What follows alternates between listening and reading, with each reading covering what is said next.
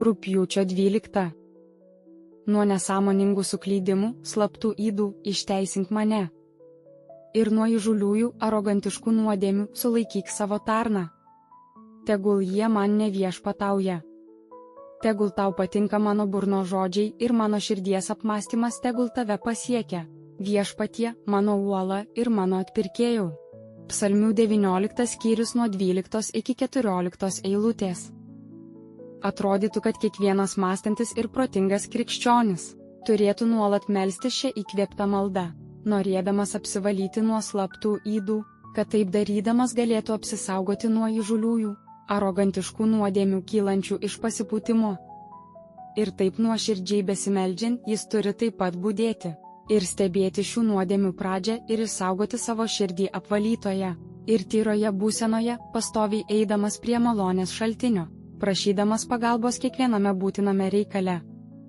Tas, kuris stengiasi vesti šventą gyvenimą ir nori būti arti viešpaties, saugodamas save tik nuo išorinių nuodėmių, arba kylančių iš pasipūtimo, o nekreipia dėmesio į nuodėmės pradžią savo proto slėptuvėje. Tas bando elgtis teisingai, bet daro labai neišmintingų ir neprotingų būdų. Visi turime paslėptas ydas, kurias gavome daugiausia paveldėjimo būdų, nors draugystė, bendravimas, aplinka ir šių ydų praktikavimas tam tikrame laipsnyje jas išvystė. Jos mūsų tepa daro nešvariais, todėl tikslinga yra melstis, prašant apvalymo nuo jų. Tėvas atidengia jas prieš mus ir taip bendradarbiauja, pritraukia ir mus bendram darbui, kad jas pašalintume.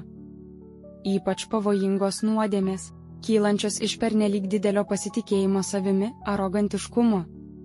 Turime melstis, kad viešpats saugotų mus nuo jų ir neleistų joms kontroliuoti mūsų. Mes pajėgsime šias ydas nugalėti, jei mūsų širdžių apmąstymai ir mūsų burno žodžiai bus priimtini Dievui, mūsų jėgai ir atpirkėjui. Klausimai: kaip tėvas mane apvalė šią savaitę?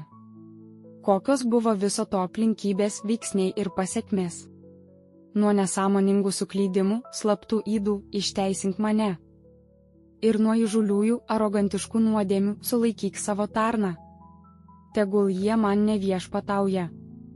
Tegul tau patinka mano burno žodžiai ir mano širdies apmąstymas tegul tave pasiekia.